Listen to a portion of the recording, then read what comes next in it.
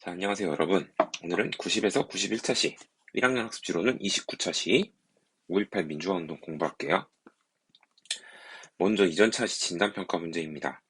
자, 이 헌법은 대통령 임기를 6년으로 하고 중임 제한 규정을 두지 않는데요. 이 법으로 인해서 72년 박정희가 대통령에 선출됐다. 자, 중임 제한 규정을 두지 않는다는 건 계속해서 대통령이 될 수 있다는 거죠. 자, 이 헌법 뭐라고 배웠죠? 네, 유신헌법이라고 했죠? 유신헌법. 박정희 독재. 자, 1976년 재야 인사들이 명동성당에서 박정희 유신체제를 비판하며 발표한 선언은 무엇일까요? 3.1 민주 구국선언. 자, 오늘의 학습 목표는 5.18 민주화운동 공부하는 겁니다. 자, 5.18 민주화운동은 여러분 1980년 5월 18일에 있었던 광주에서 있었던 민주화운동이죠.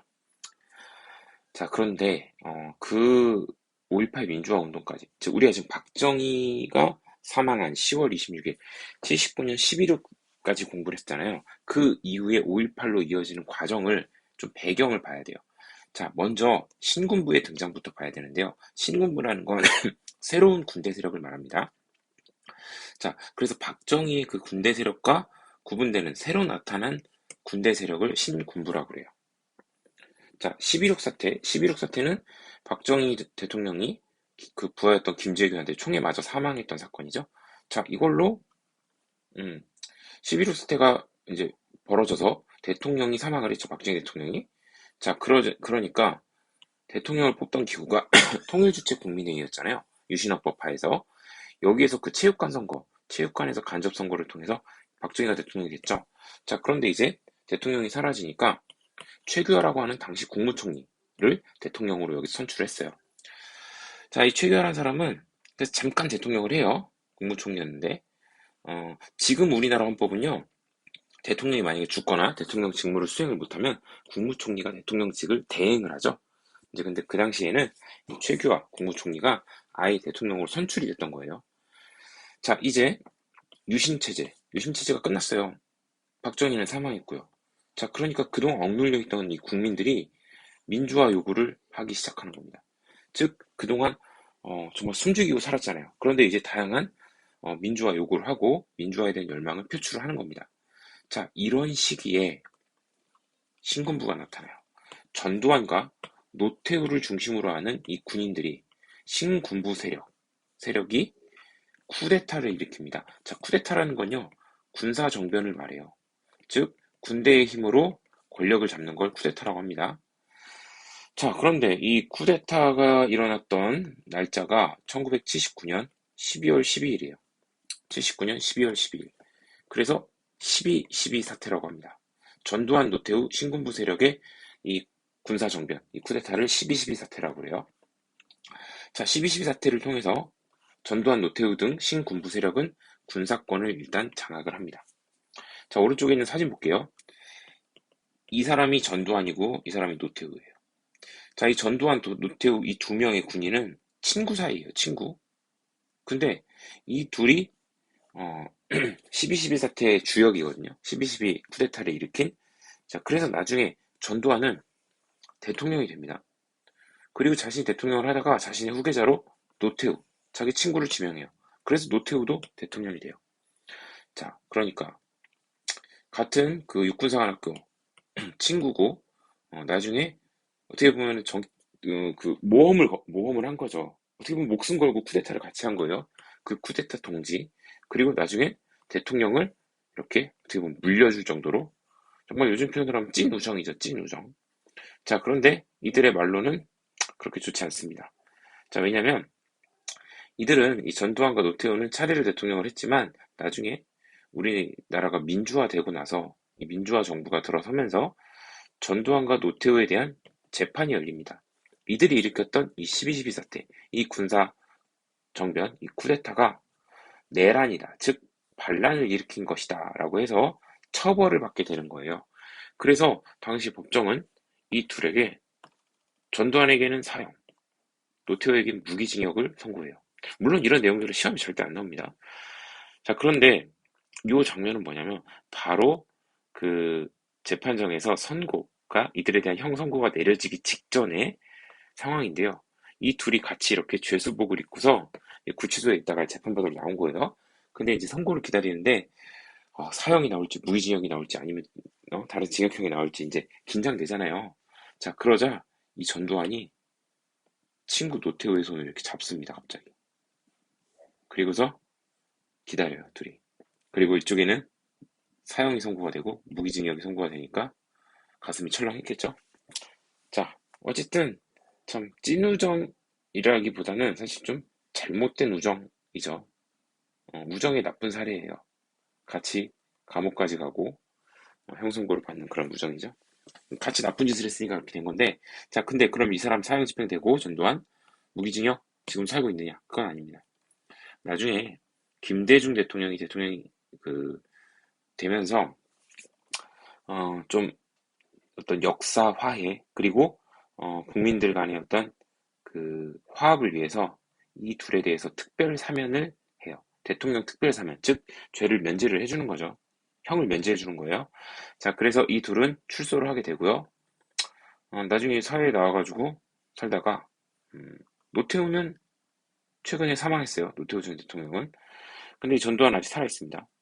살아 있는데 이 전두환에 대해서는 참 많은 국민들이 할 말이 많아요. 많은 국민들의 분노를 사는 인물이에요. 자, 뭐 여러 가지 이 사람이 잘못한 게 많은데 잘못을 했으면 이제 반성을 해야 되잖아요. 특별 사면을 해준 거니까 이 국가에 대해서 좀 어떻게 보면 이제 고마운 마음을 갖고 자신이 과거 잘못을 반성하면서 좀 그렇게 참여하며 살아야 되는데 전혀 그렇게 안 삽니다. 아주 뻔뻔하게 살아요. 국가에다가 내야 되는 이 사람이 추징금이 수천억 원이에요. 근데 그 돈을 내는 거에 협조를 하지 않습니다. 그리고 자신의 수중에는 29만 원밖에 없다라는 망언을 하기도 했어요. 그래서 여러모로 지금 사람들이 공분을 사는 인물입니다. 자, 이따가 또 이 사람에 대해서 살짝 얘기할 기회가 있을 거예요. 자, 어쨌든 전두환과 노태우, 이 신군부 세력은요, 계엄령을 계속 유지합니다. 뭐, 당시 박정희 전 대통령이 죽었으니까, 사망을 했으니까, 전국에 아주 엄한 경계 상태가 내려졌겠죠? 그런 걸 계엄령이라고 그래요. 그래서 군대가 사회 질서를 유지하고, 그 지역의 행정을 장악을 하는 거예요. 자, 그래서 신군부는 계속 계엄령을 유지하면서 어떤 사회를 통제하고요. 공포 분위기를 조성을 했습니다. 그리고 유신헌법, 이 독재헌법 없애야 되잖아요. 그리고 새로운 헌법을 만들어야 되는데 이 신군부는요. 유신헌법의 개정을 계속 차일피일 미루며 지연시켜요. 자, 그리고 군인들이 정치 개혁을 본격화하기 시작합니다. 즉, 박정희가 죽었어요. 박정희가 죽고 유신체제 끝나고 민주화되는 줄 알았는데 갑자기 전두환, 노태우, 신군부 군인들이 또 나타나가지고 계엄령을 계속 유지하면서 독재헌법인 유신헌법 개정을 지연하고 정치에 개입하기 시작한 거죠. 자, 2번 서울의 봄입니다. 자, 서울의 봄은 뭐냐면요. 이름이 되게 예쁘죠. 서울의 봄. 서울의 봄이라고 아마 그 구글이나 이런 데 치면 서울의 봄 풍경이 많이 뜰 거예요. 자, 근데 사실 서울의 봄은 역사에서 265페이지, 교과서 265페이지 볼게요. 자, 한국사에서 서울의 봄이라는 건 1980년 봄부터 대학가에 자유화 바람이 붑니다. 민주화 바람이 불어요. 이것이 정치 민주화 운동으로 발전하고요. 1980년 5월 15일 민주화를 요구하는 대규모 학생과 시민이 서울역 앞에 모이게 됩니다. 자, 이 사진 보세요. 서울역 앞에 많은 시민과 학생들이 모여서 뜨겁게 민주화 요구를 하고 있죠. 자, 즉 계절로 따지면 독재는 겨울이에요. 그죠? 그 추운 겨울, 오랜 그 독재의 겨울이 지나고 따뜻한 봄이 오고 있어요. 눈이 녹고 따뜻한 봄이 오는 건 민주화의 바람이 분다는 거죠. 그리고 시기도 실제로 80년 봄이었고요. 자, 이렇게 서울의 봄이라는 건 대한민국의 민주화가 온다는 걸 상징적으로 표현하는 그런 표현입니다. 자, 서울의 봄이 오고 있었어요. 학생과 민주 인사들은 일단 신군부 물러가라, 신군부 퇴진을 외쳤고요. 계엄령 철폐해라. 왜 자꾸 계엄령 해가지고 이렇게 군인들이 사회를 통제하느냐.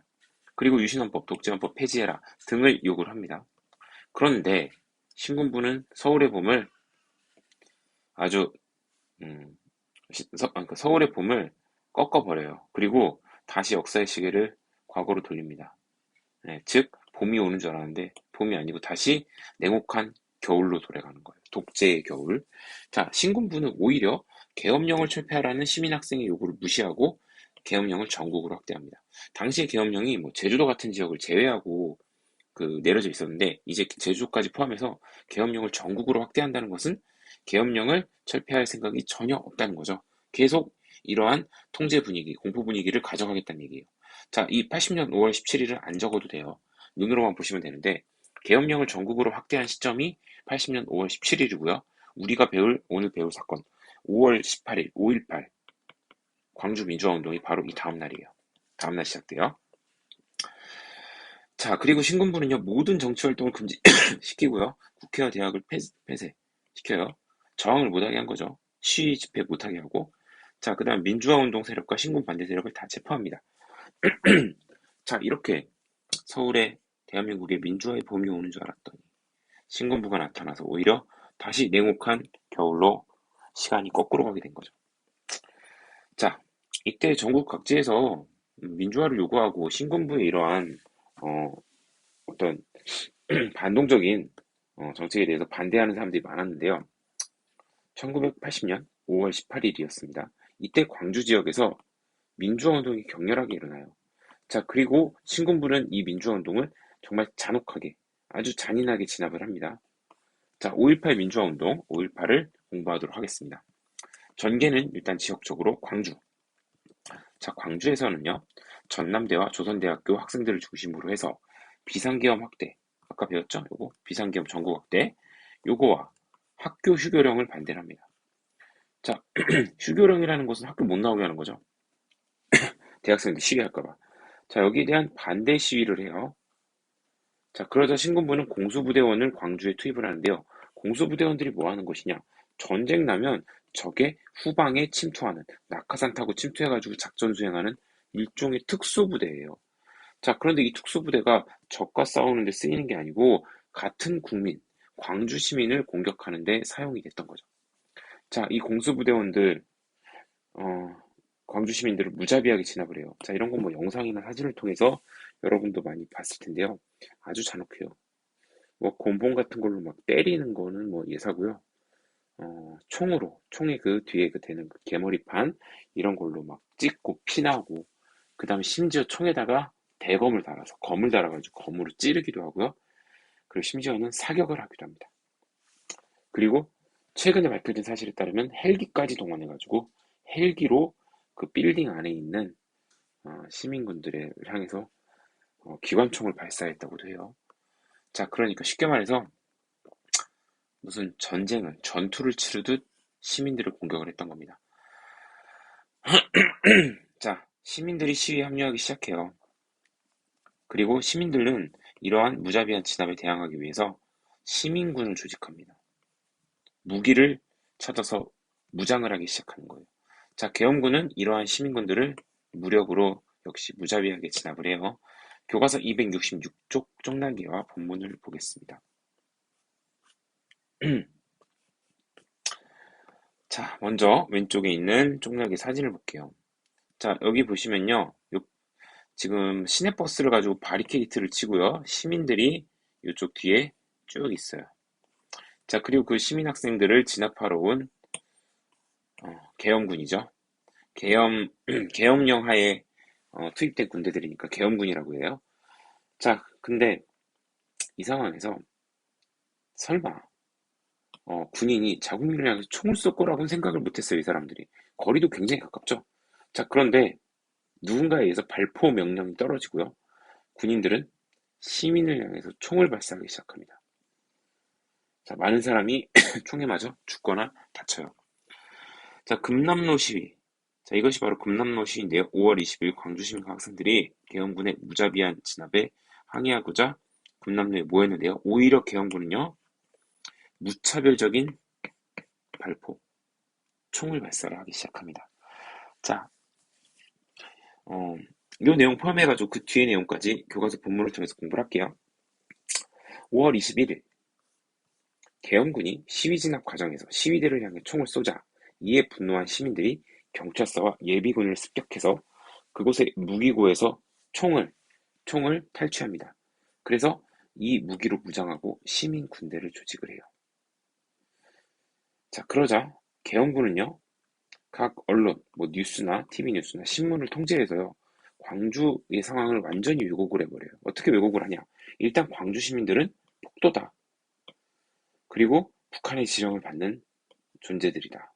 그러니까 민주화 운동하라는 광주 시민이 아주 나쁜 존재, 대한민국을 위협하는 존재로 몰고 가는 거죠.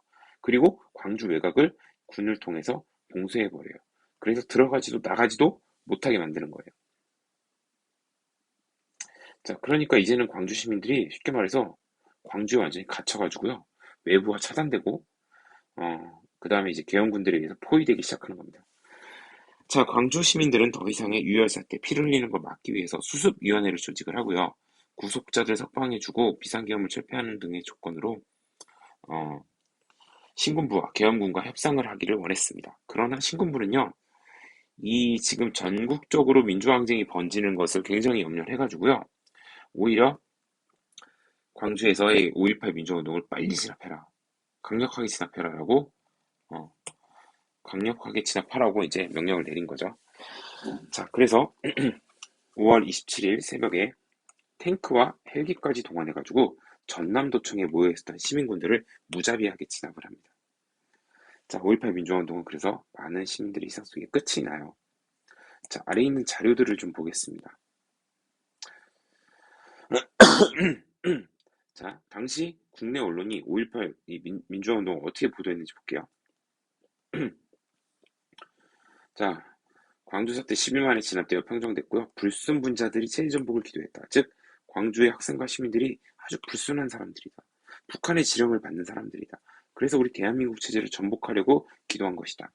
나쁘게 말하면 거의 북한 간첩 취급을 한 거예요. 자, 그 다음에 광주에서의 사태는 극렬한 폭도들에 의해서 아주 악화되고 있다. 그래서 시민군들을 아주 극렬한 폭도다라고 해서 부정적으로 표현을 했습니다. 자, 놀랍게도 이 언론 보도는요, KBS 9시 뉴스, KBS의 메인 뉴스, 저녁 뉴스는 그 당시에 이제 사람들이 인터넷도 없고 하니까 뉴스를 굉장히 많이 시청했거든요. 자, 그런데 그 가장 공신력 있고 또 우리 국민들이 많이 보는 뉴스에서 이런 식으로 민주화 운동을, 5.18 민주화 운동을 보도를 한 거예요. 자, 그럼 이 뉴스를 본 사람들, 신문 기사를 본 사람들은 이 5.18 민주화 운동에 대해서 어떻게 생각을 했겠어요, 그 당시? 이건 민주화 운동이 아니고 그 북한 지령받은 그 간첩들이 벌이는 폭동이다라고 생각을 했겠죠? 그래서 매우 부정적으로 볼 수밖에 없는 거예요. 자, 이거 관련해서 영화 이야기를 하나 해볼게요. 자, 5.18 민주화 운동을 다룬 영화들이 있는데요. 그 중에서 많이 흥행했던 영화가 택시 운전사하고 또 옛날에 화려한 휴가라는 영화가 있었어요. 굉장히 흥행을 했었죠. 자, 근데 택시 운전사를 보시면, 송강호라고 하는 인물도 뭐 실제 인물이 그 김사복이라고 하는 택시 운전사에서 모티브를 얻은 거지만, 이 영화에 나왔던 이 독일인 기자, 힌치페터라는 사람은 그야말로 실존 인물이에요. 자, 이 힌치페터는요, 영화에 보시면은 지금 광주에서 일어나고 있는 민주화 운동을 언론들이 제대로 보도하고 있지 않다라는 걸 알게 됐어요. 그래서 자신이 가서 이 광주에서의 실상, 민주화 운동의 이 실상을 어, 촬영을 해가지고 기록을 한 거죠. 그리고 그거를 이제 어, 외국 언론을 통해서 보도를 하려고 했던 거예요. 사실은 광주에서 이런 일이 벌어지고 있다. 군인들이 시민군을 공격하고 무자비하게 진압하고 있다. 이걸 보여주려고 했던 거예요. 자, 그래서 이 독일인 히치 패턴은 광주에 가서 실제로 그 실상을 카메라에 기록을 합니다. 그래서 이 푸른 눈의 목격자 덕분에 광주의 실상이 이제 어느 정도 밝혀질 수 있었던 거죠. 자, 그 다음 두 번째 자료 볼게요. 이 자료는요, 광주 시민군의 걸기문으로서 자료로 잘 나옵니다.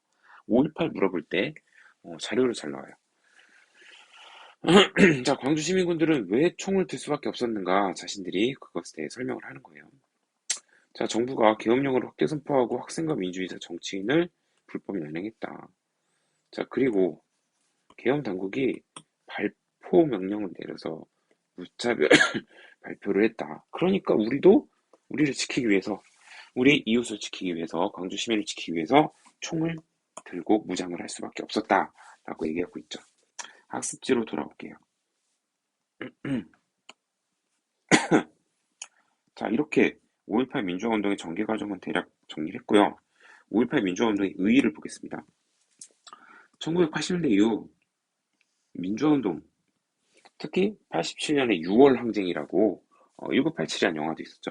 자, 그러한 민주화 운동의 바로 원동력이 되는 게 5.18 민주화 운동이고요. 필리핀과 타이완 같은 아시아 여러 나라의 민주화 운동에도 영향을 주게 됩니다. 자, 5.18 민주화 운동의 여러 기록물들은요, 그 가치를 인정받아 유네스코의 세계 기록유산으로 등재가 되었어요.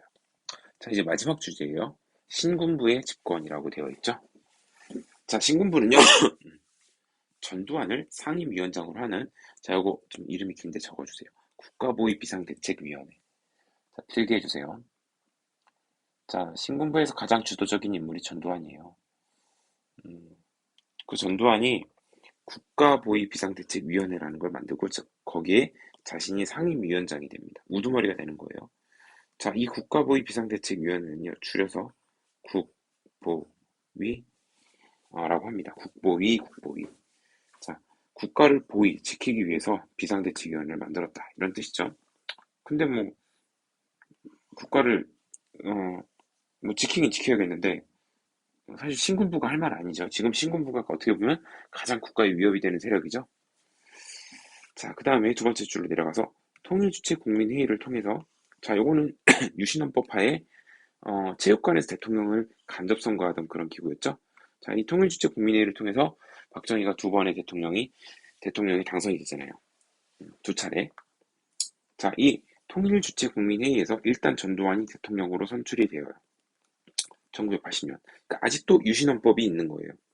자, 그런데 이 유신헌법을 계속 가지고 가는 건 전두환에게도 부담이 되겠죠. 그래서 새로운 헌법을 개정을 합니다. 자, 새로운 헌법 마련이라고 되어 있는데요. 자,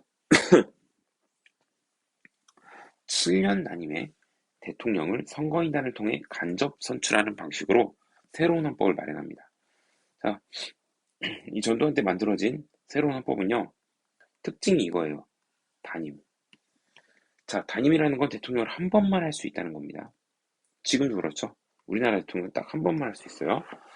자, 그런데 단임으로 헌법을 바꾼 이유는 유신헌법은 아까 우리 문제에서 풀어봤지만 중임 제한 규정이 없어요. 그러니까 계속할 수 있어.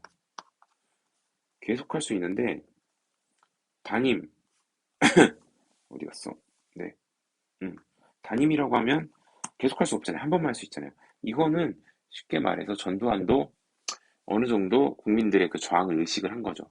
우리 국민들은 이승만과 박정희의 독재를 겪으면서 대통령을 두 번, 세 번 하려는 그 독재자들을 봐왔단 말이에요. 그러니까 전두환이 나는 단임 한 번만 할게. 한 번. 하지만 길게 7년. 7년 임기로 딱 한 번만 할게. 이렇게 국민들에게 나 한 번만 할 거야 라는 걸 보여주고 싶었던 거죠. 지금 대통령 임기가 5년이죠. 5년 단임인데 7년이면 되게 길죠. 자, 그래서 7년 단임 대통령이고요. 그 다음에 간접 선출을 해요. 선거인단. 이거는 유신헌법하고 비슷하죠. 통일주체국민회의에서 대신 선출하는 것처럼. 자, 그리고 전두환은요. 민주정의당이라는 걸 창당합니다. 자, 적어주세요. 민주정의당. 전두환이 만든 정당명 이름인데요. 사실 전두환하고 되게 안 어울리는 거예요. 민주주의? 정의? 이거 사실 전두환이 할 말은 아니죠. 전두환 신군부대리가 할 말은 아니에요. 그러니까 어떻게 보면 되게 뻔뻔스러운 이름이죠. 자, 민주정의당, 줄여서 민정당이라고 합니다. 민정당을 창당했어요.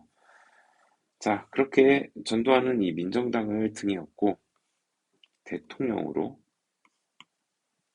다시 선출되게 됩니다. 전두환은 어쨌든 임기로 따지면 대통령을 두 번 한 거죠. 한 번 짧게, 한 번은 7년. 유화정책과 강압정책 마지막으로 볼게요. 자, 유화정책은 부드럽게 해주는 거고 강압정책은 세게 하는 거죠. 자, 일단 신군부 세력, 이 전두환 정부의 유화정책과 강압정책을 순서대로 볼게요. 유화정책은요, 부드럽게 해주는 거라고 했어요. 자, 국민들의 마음을 얻고 또 국민들의 관심을 다른 곳으로 돌리기 위해서 유화정책을 펼치는데요. 일단 가장 시위를 많이 하는 계층이 바로 학생들이에요, 학생. 특히 대학생들이 많이 하고요. 뭐, 그 다음은 고등학생 정도. 자, 그래서 그런 학생들이 시위를 못하게 하려고 학생들한테 좀 이렇게, 어, 우호적인, 긍정적인 정책을 펼칩니다. 제일 먼저 대입 본고사를 폐지하는데요. 당시 학생들은 대입 수학 능력 시험이 없었고요. 각 대학별로 치르는 자체 시험인 본고사를 봤어요. 근데 이게 굉장히 어려운 시험이었고요. 지금 수능처럼 굉장히 부담스러운 시험이기도 했어요. 자, 근데 대입 본고사를 폐지한다는 거는요, 학생들한테는 학업 부담을 줄여주는 거. 즉, 지금으로 따지면 이제 수능 시험을 아예 없애는 거죠. 뭐 이런 거기 때문에 학생들이 좋아하죠. 고등학생들이 좋아해요. 자, 그리고 과외도 금지시킵니다. 자, 그러니까 어쨌든 학생들 입장에서는 공부에 대한 어떤 부담, 시험에 대한 부담이 많이 줄은 거죠. 네, 그 다음 두발 교복 자유란데요. 이건 뭐냐면요. 학생들은 이제 교복을 입었잖아요, 그 당시에. 자, 그런데 이제 교복 안 입고 사복 입는 거예요. 그리고 두발, 당시에는 학생들이 이렇게 머리 짧게 깎고 다녔거든요, 남학생들 기준으로. 네, 그런데 이제 그런 두발도 자유를 해서 머리도 기를 수 있게 한 거예요. 전두환 정부 시기를 배경으로 하는 드라마, 영화를 보시면 학생들이 교복 안 입고 있는 거 볼 수 있을 거예요. 그래서 요거는 응답하라 1988이라고 선생님이 되게 재밌게 봤던 드라마인데 여러분도 봤었나 모르겠네요. 여기 보시면은 이제 고등학생들이 나와요. 근데 이 고등학생들이 여기 대학생이구나. 네, 고등학생들이 학교 갈 때도 이렇게 그대로 입고 다녀요. 그래서 뭐지? 왜 저 학교는 교복이 없지? 그 시기가 바로 전두환 정부에서 두발과 교복 자율화를 했던 시기이기 때문에 이때는 학생들이 이렇게 머리가 길고요, 남학생들이. 그리고 옷도 자유롭게 청바지 입고 점퍼 입고 다니고 하는 거를 볼 수가 있습니다. 자, 야간 통행 금지 해제인데 이게 뭐냐면요. 우리나라는 진짜 해방 이후에 광복 이후에 오랜 시간 동안 야간에 통행이 금지되어 있었습니다. 즉, 일정 시간 이후로는요, 함부로 돌아다닐 수가 없었어요. 이렇게 했던 이유는 뭐냐면, 북한의 간첩들이 활동하는 시기가 밤이겠죠. 밤이에요. 그러니까 그때 돌아다니면은 이 뭐 북한 간첩이라든지 아니면은 뭐 북한에서 이렇게 어쨌든 내려온 세력들 이런 사람들이 일을 꾸밀 수 있다. 또는 일반 시민과 접촉할 수 있다. 그래서 밤에는 어디 돌아다니지 말아라라고 해서 야간 통행 금지를 오랫동안 했습니다. 그거를 이제 줄여서 통금이라고 불렀어요. 자, 그런데 이 전두환이 권력을 잡고 나서 이 통금을 해제시킨 거예요. 자, 그래서 밤 12시 넘어서 어디 가서 이렇게 술도 먹을 수 있고, 막 이렇게 돌아다닐 수 있게 해준 거죠. 그러니까 이것도 시민들이 좋아하겠죠. 자, 그 다음에 해외여행 자유화인데요. 자, 여러분, 놀랍게도 이 전두환 정부 이전에는요, 우리나라 국민요, 해외를 함부로 못 나갔어요. 출장이라든지 공무상 꼭 필요한 거 아니면은 해외여행이라는 것 자체를 갈 수가 없었어요. 허가 자체가 안 나와요. 자, 이것도 왜 그랬냐면, 해외 나갔다가 저 사회주의 국가 쪽 갈까, 공산주의 국가 갈까봐, 아니면 저 북한 사람 만날까봐, 북한으로 들어갈까봐, 그런 게 염려돼가지고 해외여행을 시키지 않은 거예요. 즉, 해외로 나갔다가 우리나라 국민들이 어디로 갈지 모르니까 통제가 안 되니까. 자, 그래서 이 당시 해외여행이 자유화되면서 사람들이 흔히 말하는 그냥 관광을 위한 여행을 갈 수 있었던 거예요. 자, 그리고 프로스포츠를 육성합니다.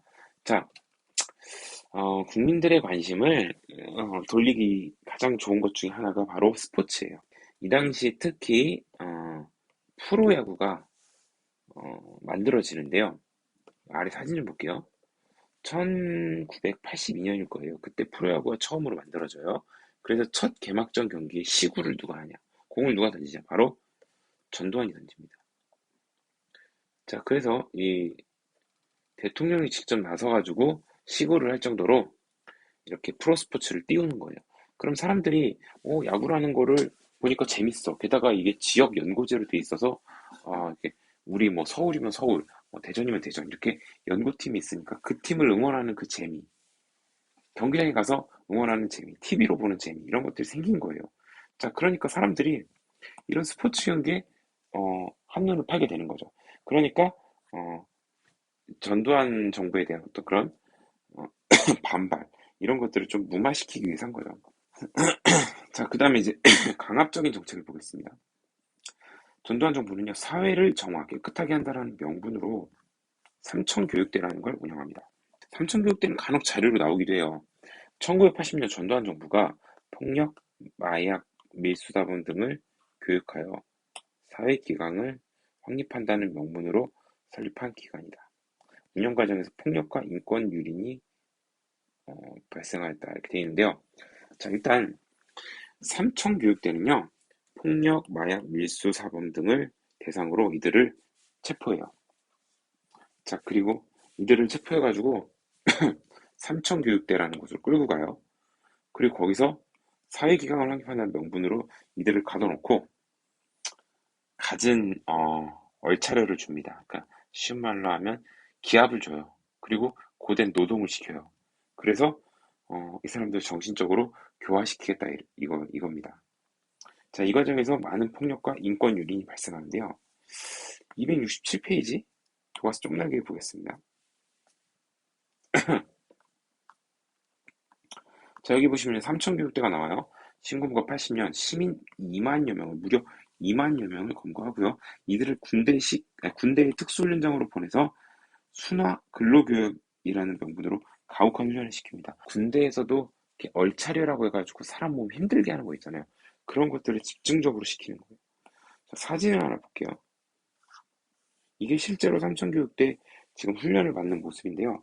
이게 뭐 사실 말이 삼청교육이지 실제로는 뭐 기합 주는 거, 얼차려 주는 거, 그리고 뭐 고문 같은 거의 그러한 일들이었습니다. 그런데 안타까운 것은 연행된 사람 중에 불량배 아닌 사람들, 그렇게 나쁜 사람 아닌데 잡혀간 사람들이 많이 있다 이거예요. 예를 들자면은 민주노조 활동을 했던 노동운동가, 그 심지어는 뭐 개를 결사하는 등 활동을 했던 여성들도 경제 악질적인 사범이다 라고 해서 연행되었어요. 자, 그래서 삼청교육 때는 어쨌든 되게 억울하게 끌려간 사람도 많아요. 그래서 뭐 심지어 그냥 문신이 있다는 이유로 막 그냥 어, 자식이 있는 가장을 끌고 가기도 하고요. 그런 일들이 많이 있었다고 합니다. 자, 그래서 삼청교육 때 강압정책 받고요. 그 다음에 학생운동, 노동운동 등 민주화 요구를 아주 잔혹하게 탄압을 합니다. 그리고 언론을 억압을 해요. 그래서 여러 언론사를 통폐합하는데요. 쉽게 말해서 언론사를 길들이기 위해서 그 여러 가지 언론사들이 하도 많으니까 합쳐가지고 통제하려고 했던 거예요. 자, 그럼 기사 내용을 검열하고 단속을 해요. 자, 보도 지침이라고 하는 거 적어주세요. 전두환 정부는요, 어, 언론 보도를 할 때 지침을 내려요. 일종의 가이드라인을 내리는데요. 자, 이런 방향으로 보도를 해라. 그리고 이거는 보도하지 말아라. 이겁니다. 그 예를 들자면 전두환 대통령은 전두환 각하가 어디 해외 순방을 갔다. 그러면 이거를 이런 방식으로 긍정적으로 보도해라. 그리고 또 여러 가지 리포트 이런 것들을 또 추가해서 잘 보도해라. 그리고 자신의 라이벌이라고 할 수 있는 그 어떤 정치인들 이런 사람들에 대한 보도는 보도하지 말 것. 이건 보도하지 말아라. 이렇게 주문하기도 했습니다. 그런 거를 보도 지침이라고 하고요. 이 보도 지침은 아주 언론사들을 옥죄고 언론사의 그 기사를 검열하고 단속하는 기능을 했던 거죠. 자, 1번 문제 풀어볼게요. 우리는 왜 총을 들 수밖에 없었는가? 광주 시민군에 걸리는데 80년 5월 18일 이 도시에서는 어디예요? 네, 광주에서는 대규모 시위가 일어났고 신군부가 공수부대 투입하면서 시위를 진압하자 분노한 시민들은 뭐를 조직하죠?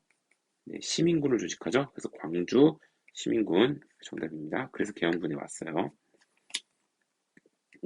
자, 이거 탐구활동은 아까 했으니까 넘어가고요. 문제 풀 시간 1분 30초 드릴게요. 자, 시작.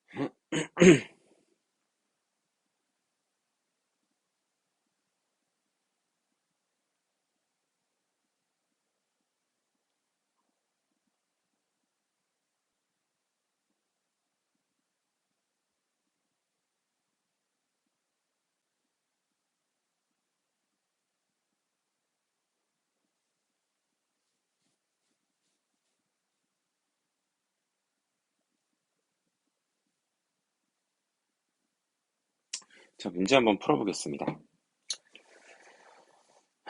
자, 선생님이 조금, 되게 늦은 시간에 지금 하는데 피곤해서 좀 약간 하면서 몇 번 졸았어요. 그래서 좀 죄송합니다. 아, 70, 79년 12월 12일 신군부 세력이 쿠데타를 일으켜 군사권 장악했다. 12.24때 맞네요. 80년 5월까지 학생 민주 인사들 신군부 퇴진, 계엄령 철폐 요구하며 민주화운동 펼쳤다. 서울의 봄이네요. 맞아요. 신군부는 국보위, 국가보위 비상대책위원회라고 했죠. 이 국보위를 설치해서 국정 장악했어요. 전두환, 사회정화 명분으로 삼천교대 사람 끌고 갔죠. 맞네요. 신군부 새로운 헌법 마련했어.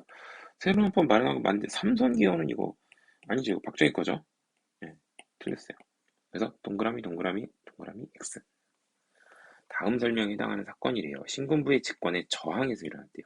80년대 민주화운동이 기반이고요. 관련 기록물이 유네스코 세계 기록유산으로 등재되었다. 자, 이거 정확하게 적어볼까요? 5, 18 민주화 운동, 광주에서 민주화 운동이었죠. 자, 사실 많은 책에서 5.18 광주 민주화 운동이라고 써요. 근데 우리 교과서는 이렇게 통일을 했습니다. 5.18 민주화 운동. 자, 밑줄친 기억 니은의 사례로 옳지 않은 것입니다. 자, 전두환 정부의 강압 정책과요, 유화 정책. 그래서 강하게 탄압한 거, 그리고 부드럽게 좀 풀어준 거, 두 가지를 나눠보는데, 먼저 강압 정책입니다. 야간 통행을 금지하였다? 아니죠. 야간 통행을 금지하지 않았고요. 오히려 야간 통행 금지를 해제했죠. 풀어줬어요. 틀렸어요. 사회학 제거를 명분으로 삼천교육대를 운영하였다. 맞죠? 삼천교육대. 기사 내용에 대한 보도 지침. 맞아요. 강압 정책이. 자, 그 다음에 유아 정책 부드럽게 해준 거. 해외여행 자유화 해줬죠? 두발과 교육 자유화 했죠? 맞네요. 정답은 1번이 됩니다. 자, 5.18 민주화운동에 대한 설명으로 옳지 않은 것은, 이한열 학생은 1987년 그 유월항쟁 때 배우게 될 거예요. 1987이라는 영화에서도 그 강동원 배우가 연기를 했었죠. 이건 뒤에 나오는 거니까 틀렸고, 아시아 각국 민주화운동 영향을 준 거 맞고요. 광주 시민 시민군 조직해서 저항한 거 맞아요. 신군부의 무력 진압으로 많은 시민이 희생되었다. 그것도 맞고요. 광주 신군부 비상계엄 휴교령 말레이시가 일어났다. 예, 아까 막판에 선생님이 좀 졸아가지고 뭔가 좀 헛소리를 하거나 실수를 했을까 봐 걱정이 되는데, 어, 혹시 문제가 있으면 나중에 교실에서 이야기해 주세요. 자, 고생하셨습니다. 여기까지입니다.